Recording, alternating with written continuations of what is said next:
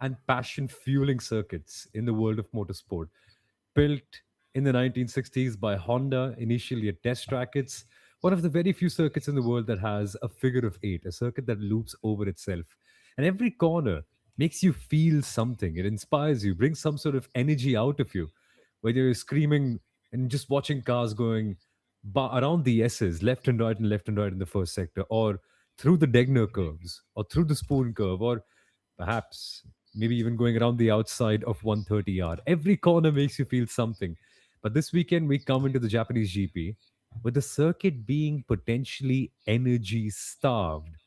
What's starving us from all this energy, Kunal? Could it be the fans? Could it be the kind of racing we're seeing? Or something more fundamental? Maybe the cars? Or maybe just the battery. But that's such an interesting way to put it. We are going to the land where racing is celebrated, and not motorsport, not any motorsport, or not every motorsport, not just Formula 1. Racing is celebrated. You go to Japan, even a go-kart race is packed. The super formula races are packed. Formula Nippon, as we call it, were packed. Yes. They celebrate motorsport. And imagine one of the opening lines that Formula 1 every single session is going to use is what? Passion fueled fans, but energy starved racing circuit. And that is what's going to be the headline for Suzuka, especially in qualifying, Soumil. Yeah, I'm just wondering, are they going to downshift heading into 130R in qualifying? That's my biggest fear. That, Can you, that that'll be awful. and I've been reading where all energy harvesting is going to happen, and different teams say they're going to do it in different places. So some of the teams have said we'll energy harvest into turn one, and then they said we'll do it through the S's, and then they said they'll do it through the Degners, and then they said they'll do it through the spoon. That's 80% of the circuit. So all the Yeah. corners that define Formula One, like you ask anyone, what's your favorite circuit, right, to go racing on? Any driver, any Suzuka. fan, even if you don't say it's your favorite, it's still in your top three, right? And what makes Suzuka? These very corners, not just the fact that they are corners with tarmac and gravel and grass, the very fact what these corners brings or demands from our drivers, right? That precision that we've been talking of. Now it's all going to be down to I'm going to go slow through the S's so I have enough battery to power me up through the back part of the circuit. And God. can you imagine? I mean, are we sounding like a broken record? Is it something that we do every episode? Maybe, but Formula One needs to change this, even if not the cars. We said how great the cars are, but Formula One needs to change this, especially on a qualifying lap. Because Somil, what's the one thing that gives you maximum lap time advantage in Suzuka? It's the driver. You guys will remember how Max Verstappen pulled out a massive pole position last year in front of the dominant McLarens. What was that down to? The driver taking more risks. The more risks you take, the more rewards you get in terms of lap time. Well, that's not going to happen this year. And I dread watching qualifying on Saturday. The race on Sunday, on the other hand, where Kunal will be commentating in Hindi along with Chetan Arula on the fan code broadcast, and I'll be joining them the weekend after, which will be what, a month away now. It'll be fun to watch the race on fan code in Hindi and whatever platform you choose to watch on, because we might see unexpected corners become overtaking spots. Like, I, for one, think that you could see someone pass someone on the outside at 130R if they've got significantly more battery. So all of that stuff, passing at the spoon, 130R, the hairpin, some maybe into the Degners, all this excites me. But Saturday, it's creating such a negative feeling in my mind. And the thing is, we don't need to go slow in qualifying in a hybrid powered race car. We just don't. LMP1 back in the day, and I keep on referring to LMP1, this was the premier category of the World Endurance Championship, had race cars which costed around 130 to $200 million a year to run. And they had an MGUH and an MGUK. And in qualifying, Kunal, they didn't have to do lift and course racing, which is basically you optimize one part of the circuit to be able to have more boost at the other. They would regenerate and then also make sure that the front axle gets some of the electric power.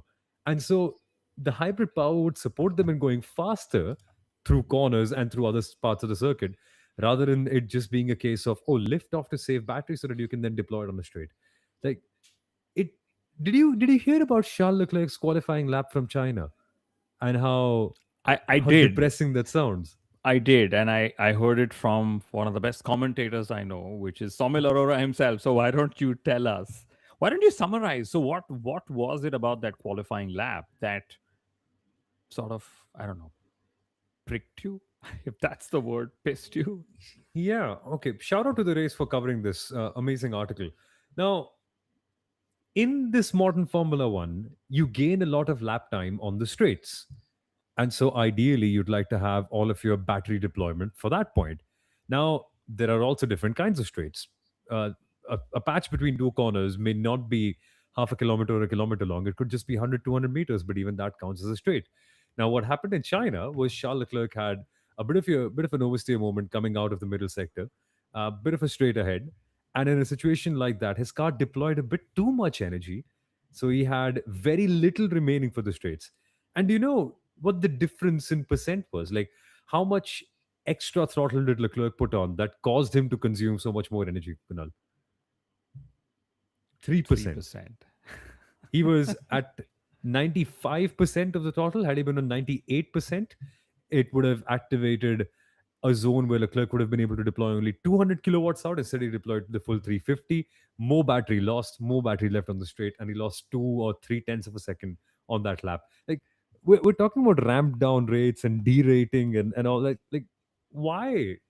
What's happening? Like, is this what Suzuka is gonna get us to speak about, Kunal, after the legacy of all these years? Well.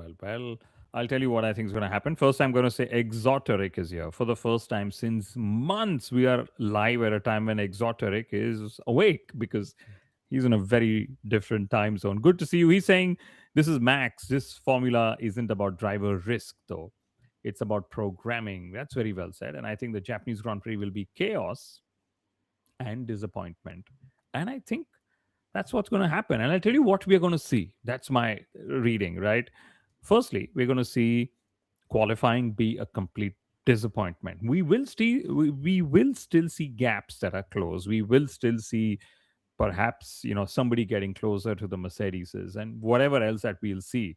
But how we get there is going to be something that we will not Yeah. celebrate come Saturday, because of the very fact that you also, when it comes from Brembo, the team that the company that makes brakes, on a rating of 1 to 5, Suzuka's on 1 when it comes to braking. You almost do not brake for the first sector and a half, literally. So what happens is, if you don't brake, how are you going to generate all that energy in the Formula One car? I think breaking it over the entire lap is barely 8 seconds. That's what I remember. And we'll talk about the circuit and what parts of it I love, right? And what will happen on Sunday, Somil? This is what's going to happen. The Mercedes are going to get front rows. Ferraris will jump them at the start, and that's going to be the battle we'll see. Ferraris, driving out of their comfort zone. Mercedes being like, okay, we know you're going to, fall off. We just have to wait for it. And then the triangle, the chicane that we see, The Casio triangle, the yeah. Casio triangle, right? Sorry, yeah, we're going to see a lot of underbraking, that overtaking underbrakes that happens there. But that's not going to be down to driver talent alone. It's also going to be, hey, because busted your energy all through, because remember, the straight line mode shuts just before the 130R. So at 130R, you'll put your wings up and then you'll corner. So that's what's going to happen. So we will still celebrate lots of overtakes, right? And Japan, like we were discussing just preparing here, Japan traditionally has fewer overtakes, but even the F1 2026 regulations will win against a circuit like Suzuka. Yeah, clearly people are going to pass at very interesting places, and the battles are going to be very, very long here. I wonder how it goes out and how many risks drivers are willing to take, because it gets really narrow at certain points of the track. So watch out for that. But driver to focus on. Have you got any driver to focus on this weekend, Kunal? I clearly have one to pick. Go for it. Kimi Antonelli. What if I tell you Kimi Antonelli could become the first driver to win two Formula One races as a teenager? It could happen this weekend. It's a Wow. very realistic shout that Kimi Antonelli could become the youngest driver in Formula One history to win two Grand Prix. Max won his first at 18. The next one came when he was 20. And he's the closest by anyone. Lewis was at 21, 22.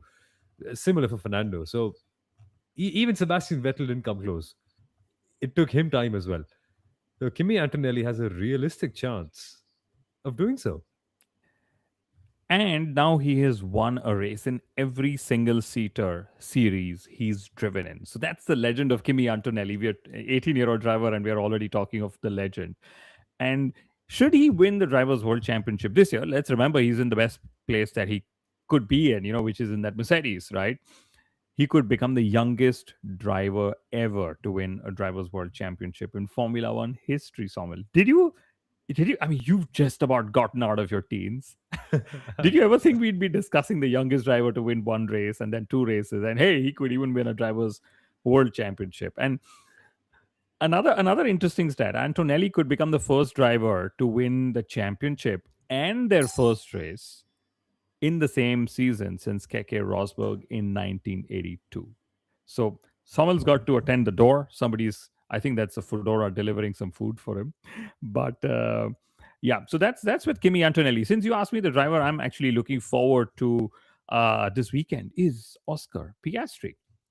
Two did not starts that have hit him so hard in the 2026 Drivers' Championship already. And pretty much becomes the first driver in F1 history to have two consecutive DNSs uh, at the start of the season. And should he have a DNS in Suzuka, which, by the way, is possible given McLaren's record with DNSs, the earliest he could actually have his first racing lap in the Grand Prix format could only be in Miami. That's like 2 months after the 2026 season would have started. And if you just quickly look back at Piastri, who's probably feeling shit, I should have just won the drivers' championship in 2025. It doesn't seem like I'm going to be anywhere close to it in 2026. Oscar Piastri's last five races were a disqualification, podium, a DNS, and a DNS. Can you imagine, Somil? And since you love a driver whose number is 55, Oscar Yes. Piastri, by the way, since you asked the driver I'm looking forward to, it's Oscar Piastri that I'm looking forward to.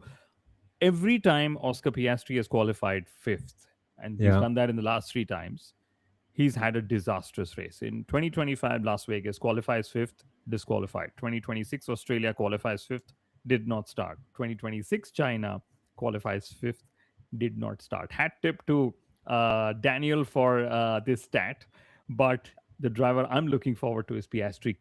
Will he have his first racing laps of the season when it comes to Australia? Karana Rohan is here. We talking about Oscar? Yes, we are. And Yeah. Exoteric is saying, agreed. Piastri might actually show an emotion or two if he places well finally. And yes, we love the love you have for us, Exoteric. I mean, it's great to share our passion for motorsport. Absolutely. Thank you. I'm just wondering, have McLaren and Mercedes gotten down to the bottom of what went wrong? Because two different issues on the McLaren, both related to electrical components, both that they've had to work with Mercedes on figuring out.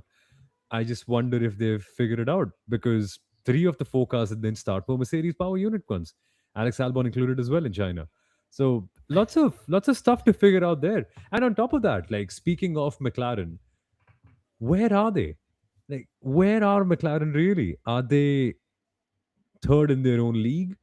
Are they third with Red Bull fighting for them for the same slot? Are they good enough to perhaps catch up to Ferrari and maybe even the Mercedes because they have a similar power unit? Like, what does the brake do to them and their entire season? Like, there's lots of questions to answer, and it it may so happen, Kunal, that the Mercedes power unit may only be advantageous till June. And now that we have two races cut down, McLaren have fewer opportunities to be able to take advantage of a theoretical head start compared to other teams.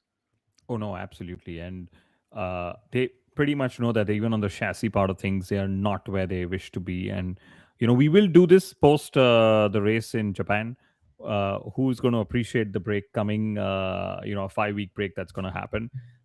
Who's going to like it? Who's going to not like it? Clearly, Mercedes will be the ones who not like the fact that there are two fewer races, but McLaren know that they have much of catching up to do, of course, on the chassis side of things as well. And remember they are defending champions, for the drivers and the constructors championship, and they have qualified fifth and sixth in the first two Grand Prix of the season. And McLaren now have a double DNS and a double DSQ in the last five No races. way. Can you imagine? No But way. where do you think McLaren stands in the pecking order? McLaren are in a league of their own. they're No, still we'll see. ahead. We'll They're see. still ahead of. Red Bull though. But Karna Rohan is saying it could be an over-engineering problem with McLaren. I mean, Alpine is running just fine, which is very interesting, right? Because what is dogging McLaren that is not dogging Alpine, and that is not dogging Mercedes themselves. And Williams, of course, have their own weight issues to deal with, but that's there. And there's another one from Exoteric saying, and I'm an IPC certified electronics instructor and tech. Oh, wow. I'm desperate to see the wiring and programming these teams are employing in their cars right now. Yes, and this is where I love Scarbs Tech, who's of course been a friend of the podcast, been on the show several times. Some of the pictures that he shares with the packaging of these cars, where all the wires go, all the sensors go, absolutely beautiful. I mean, it's beautiful chaos, right, Soumil, when we just see how It's much that unbelievable. that goes into it. It's unbelievable to see how Formula One cars are packaged and arranged, which is why I really want to see how that Aston Martin is arranged compared to others to see what the difference is. Why is the Aston Martin sending out such bad vibes coming into its home race with Honda? It will be unreal to see how that actually is done and what they've opted for. Because I'm still in disbelief over what's happening over there.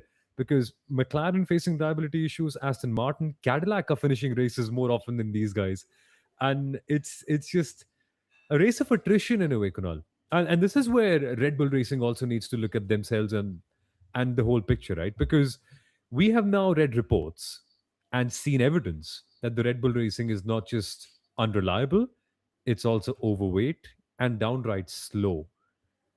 There are a whole myriad of issues for them to solve. And just rewind the clock 12 months ago. This is where we were talking about Max Verstappen being the driver that made the difference in an epic race against the McLarens. Are we now walking into a race questioning just how effective Max Verstappen will be able to be because his car isn't supporting him anymore? And everyone thinks just Max's car is not supporting him, which is why he's doing all the complaints, which is also, well, that's one way of reading it. And my goodness, Max is capable of swinging the fan bases from one position to the other. But I just think that if Formula One is in a space where some of the best drivers in the world, literally the best drivers in the world, do not have the machinery to do what they do best, which is push cars to the limit, right? The Yeah. physical, and defy laws of physics. Is that even Formula One these days? But that's just me. Since we're talking of Red Bull, of course, Red Bull drivers are 8th, 9th, 10th, 11th in the drivers' championship, which is, who would have imagined Oliver Behrman is ahead of them. But Red Bull clearly have to show, their hand in terms of reliability. Will Max Verstappen finally get over bad starts in Formula I One? know. Can you imagine? He is just all over the place when it comes to a race start. And this would have included Kimi Antonelli only a week ago, but then he found a way out. But Max has been facing it tough. It's crazy. And the bad luck for Max Verstappen continues outside of Formula One too, because he's had bad starts over here, yes. The car's been unreliable, slow, lacked balance, and he's now fighting the same drivers he used to lap. But even in the NLS, Kunal, when he took thousands and hundreds of thousands, in fact, of Formula One fans to watch endurance racing. He won the race by over a minute, but their team got disqualified because they used an extra set of tires, and the bad luck carries on there as well. I love that Uh, meme, which was, a Mercedes racing car, which it was, liveried with Red Bull, which he is a Red Bull driver, yes. running with Ferrari strategy, which of course is very harsh, but you can't not talk about that meme that was doing the rounds, right? And one question for you: let's assume Red Bull is not able to recover. All right, they'll have the break. Come Miami, they're not able to recover. What's Max gonna do? Will Max want to jump ship? And let's assume he wants to jump ship Hmm. because he's like, you know what, these are the regulations. I just need to find a fast car. And say he calls up Toto Wolff. What would you do if you were Toto Wolff? Would you hire Max? Ooh. Yes or no? And which driver would you then drop? I would firstly see how good was Max versus Isak. Because a driver being good in the past generation does not necessarily equate to a driver being good in the current generation. You're talking of Max Verstappen, you know that, right? I know, He's good I with three know, wheels on that Formula One car if it was to that. I know. But is the incremental benefit of adding a Max Verstappen in a regulation set like this more than destabilizing the lineup? Last regulation set, maybe yes, because you clearly see a difference. But I think we need more time to figure who knows this regulation set better, right, Kunal? No, Like, you don't need any more time. no, Would you? Let's say you're Toto Wolf. Yes or no? Would you hire? who you dropping? I'm not dropping George. So you're saying you would hire Max Verstappen, and hence now we're discussing who you would drop. But yeah, but do you see any sense in dropping anyone, Kunal, from that lineup? Yes, I do. Okay. So I would I would put hand on heart and say Kimi Antonelli, great, but sorry, I've got Max and I've got George. I need both of them. Yeah. Because remember, we are taking a decision today for the future. And what could the future be? Compression ratio gate is settled. So Mercedes' advantage is backed off. Then Yeah. who are you competing against? A Lewis versus a Lewis and a Leclerc. Very, very consistent, strong points performers versus a Russell and Antonelli or versus a Russell and Verstappen. The other rivals will come. Norris, Piastris of the world will come. Should they come, does Mercedes have a driver lineup to complement what they have with this package? Is That's that where I would clause go. real though? Do you think Max can leave like midway through the season? I know Of that's not going course. to happen, but I mean, he won't leave midway, but what see, it's normal. Okay. Every contract has an exit clause. Exit clause is dependent on performance. The performance is either where you're in the constructors championship, how many points away you are, and various ways to define it. We had Jacques Hextall Smith, Alex Albon's manager, explain it to us on the podcast, right? Soumil, I'm sure, yeah, you were the one who hosted it. correct, So correct. at, at some point, Red Bull and Max will be in that position where that exit clause might just be the one they'll be reading, saying, okay, so what is going to happen? What can happen here? So Max leaving is not that much of a challenge. The thing is, where would he go? Because at this stage, if Toto was to continue to say no to Max, Hmm. what's it? Aston Martin, Honda, Wheatley, Adrian Oh Newey. God. I don't know, but I get a feeling Toto Wolff has already made a decision. Should Max want to come his way? Oh, we'll see. There's so much happening. We've got more comments on this. Karna Rohan is saying Max and George not compatible. He himself said on Nelson Piquet Jr.'s podcast, "You can't have two drivers gunning for the win and choking each other out." Toto throws George out to the wolves. I say, wow, that's a hot Interesting. take. That's a hot We'll take, see.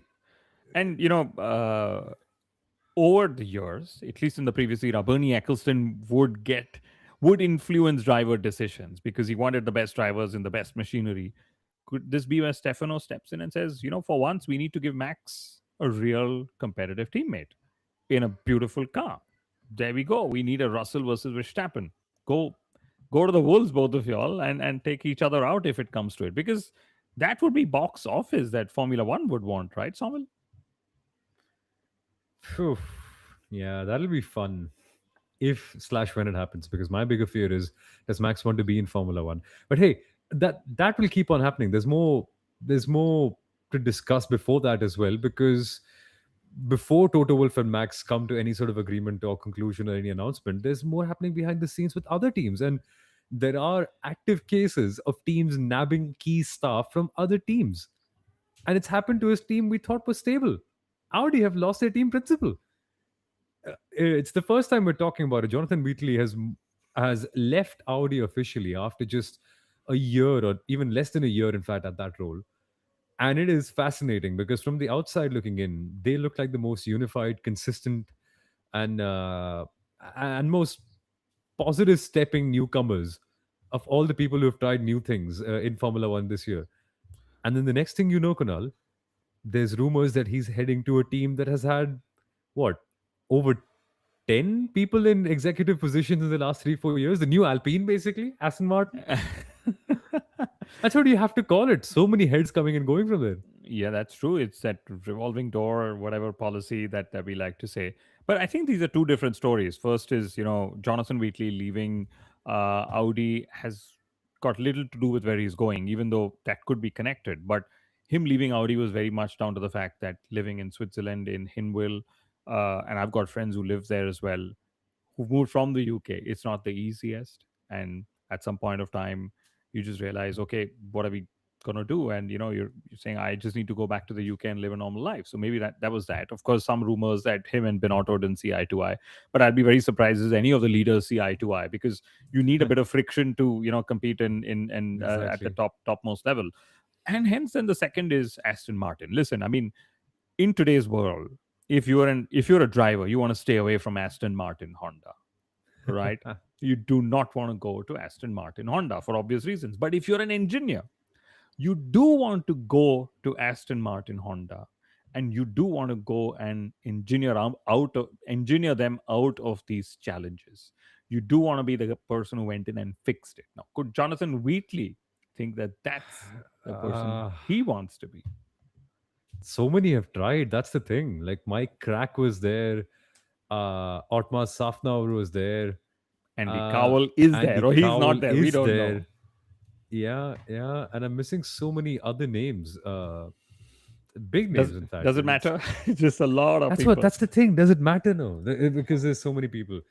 I just find it very fascinating, and it's something that you pointed out in a group chat that we're on. That just living in the UK has such a big impact in the motorsport world. It's still very evident, and this is something that Audi will perpetually be up against.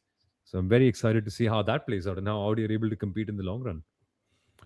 Yes, and UK has been the stronghold of Formula One and much of motorsport. There's a motorsport valley, Milton Keynes, and that whole area, and you need to be there if you want to be able to attract top talent. And Audi actually has opened a new facility in the UK precisely for Hmm. this. But when you are somebody as senior as Jonathan Wheatley, you can't be sitting in a remote facility directing a Formula One team on what they need to do and how they need to change and so on. So it is eventually down to where they are based and how disadvantaged a team is when they are not based in the UK when it comes to attracting top talent.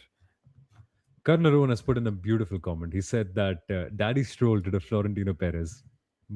Master, good one, brother. That's a good one. Yeah, he signed a Galactico. He's trying to assemble a team of superstars, Lawrence Stroll. Let's see how it all fits in. But his biggest superstar is going to miss media duties. Guys, we need to stop for a moment and just take a pause because Fernando Alonso is having a kid. Fernando Alonso Jr. is about to be born, Kunal. Can you imagine? And that's the name he's going to give him, Fernando Alonso Jr., given that there's Carlos Sainz and Carlos Sainz Jr. And Can you imagine the racing congratulations. genes? Can you imagine Yeah. how much that kid would love to race? Like, Already, like, no, congratulations. He's coming a day later into Japan just to be with the family. So pretty much the news would come. And I love that joke that Fernando used to say. He's got two kids and a family waiting at home, and that's the two tens there. Will this cost Fernando Alonso those two tens? I oh don't think no. so. And you also asked one driver to look out for this weekend. I will add Fernando Alonso there. The the kind of starts he's been having and the amount of positions he's been gaining on the opening lap of every start. is exactly the attitude I would want me to have and everyone I know to have. That you've got a car which is going to retire, 10 laps, 17 laps, whatever, some random number that some vibrations will happen and you're like, shit, I got to retire. Yeah. But I will show everybody who's the daddy, who's the boss, who's the granddaddy of Formula One during a race start. And he's mastered those race starts, Somal. So incredible. We've been watching them for the last 10 years because that's all that we can see, like a good race start, and then we hope for the best with Fernando. But massive congratulations to him and the entire family. It'll be amazing. El Padre is literally going to become El Padre. Eh, I and imagine having your child born just before you go to race at one of the most iconic daredevilry circuits in the world. And Daredevilry. Is there any left now in Suzuka? yeah, well, Questions to ask, no? that's a good point. But I know we've got a lot of memories. What's your favorite corner of Suzuka? Oh, And Degna how one. difficult? Oh yeah, come on, you. Degna one. And why? Oh, I love the car. I love the way the car just dips on the inside. Like you try to brake as late as possible, but then you feel you can always carry more speed. And then you take that first turn, and you just have to trust and commit to it. And then your car just dips because there's that dip on the inside curve. And the moment you come off, because you're also on the astroturf and you've got the gravel trap on the left, so you're trying to be as precise as possible. And then just the moment where you can digest how good that first corner was, you immediately get hit by the second Degner, which is such a crazy feeling because it's back to back. And And you've got to brake even heavier, and yes, it seems like two average right-hander corners one after the other, but it's so easy to just make a mistake, go offline. Second diagonal, you go off and you pretty much have the oh, come barriers on. there under the bridge. Like Danny and Kvyat 2015, if you guys remember, that was like ditto the same incident. and to me, I don't know what's my favorite corner. And it changes each time I ask myself this question, because yes, you've got the Degners, you've got the Dunlop curve, you've got the Casio triangle, you got 130, you got Spoon. My favorite would still be the S's, because you're not lifting, you're just threading the needle, balancing the Yeah. car on the edge. And from turn one to turn seven, which is pretty much all of sector one, the steering wheel is just turning for approximately 2 kilometers, right? And can you imagine? You've gone to a race circuit and this is one smallish straight, and everything else is high speed, but continuously moving, high speed change of It's directions, G amazing. forces. I think to me, that's turns one, two, three, four, five, six, seven is where I would pick it. And I'm hoping drivers have fun, because you want your drivers to have fun, right? And Yeah. I just hope that's what's going to be. So that's my favorite part of the Suzuka race week. And if there's a sprint, there should be a sprint here, right, Somil? I agree. But let's see. Suzuka will be revealing a lot because if the racing is good here, it could genuinely be very fun. Long run, I mean, this is a very tire management kind of game. Hard compound tires come in, one stopper. They have the hardest compounds of the entire year at Suzuka. It's just That's a the kind of cornering loads that the tires are being projected to. And yeah. the F1 2026, we are all disappointed, right? The one company that's absolutely very pleased with them, not that I've asked them, but I'm assuming, is Pirelli, because the Yeah. tires have turned out to be extremely good for racing. We are seeing passes and repasses and passes and repasses, and this could be down to two things. First is lower downforce, so the tires are stressed less, and second is just slower cornering, so the tires are even stressed less, right? The loads going through are different. So at least Pirelli is happy that, listen, everyone's happy with our tires, because you can see more racing that happens as well. And Sommel is busy trying to get rid of some of those mosquitoes. But Yeah. my favorite example, even for Suzuka, before we end, and I know we should just have one word to Ferrari, given that they're going to entertain us, right? My favorite Yeah. part about Suzuka is it's very Japanese in nature, right? When you think of Japan, when you think of the Japanese people, very humble, very balanced. Yeah.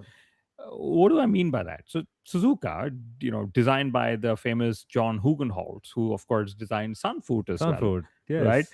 And and imagine this was only a test track. Imagine if he was told build a track for racing. Could it have been even more enjoyable? I don't know. But Suzuka has corner type that you would pretty much love as a driver. You know, the slow speed stuff, even though it's just one corner which is slow speed, but all the medium to high speed, flowy stuff that we call it, right? And then it's got 18 corners, 10 right and 8 left. So even tire wear is very balanced. Like, okay, you want to use your tires, Yeah. will be very balanced. Like, so it's a very balanced Suzuka Japanese culture that's there. And what you know, one of the drinking games that will come out is the drivers will get out of the cars on Friday and say that's a roller coaster. And if they don't say that, that means it's down to those batteries. And Somil, this is something you're going to enjoy. There was one driver insight came from Isaac Hartjar. Since you Okay. mentioned the Degners, he said you do not breathe between the Degner 1 and 2. That's where your No, lap you time is. don't. He said you No, do you not don't. breathe from turns 1 to turns 5. That's where your lap time is. Can you imagine? Like, you don't breathe. Drivers think of, like, you just know that I didn't take some breath for those 8, 11 seconds, and that's where my lap time comes from. That is Such beautiful driver incredible. insight. That is incredible insight. I'm so glad Isaac Ajar has been sharing that with us. Like, and remember last year he had his seatbelt issues.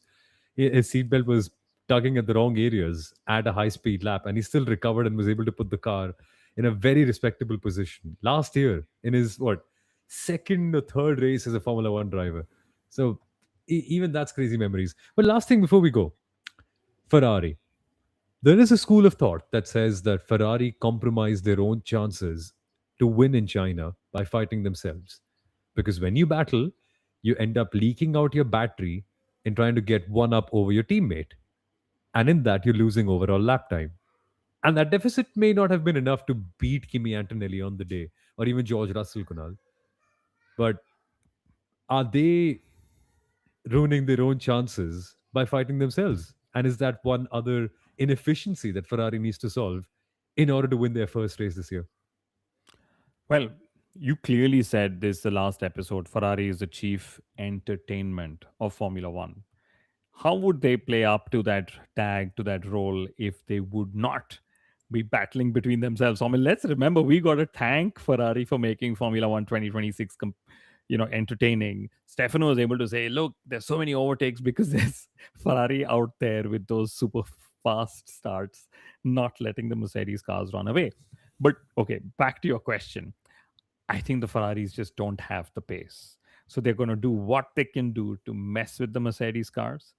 But I just Hmm. think that even if they weren't playing by themselves and just trying to go catch the Mercedes cars, it wouldn't have worked. It's just the nature of the sport. You get a driver in a combat situation, the driver will combat. That's where it's going to be. So it's just down to Ferrari not having outright pace compared to the Mercedes. And we've said this before. Can strategy compensate for pace deficit? No, it can't. And this is pretty much down to that as well.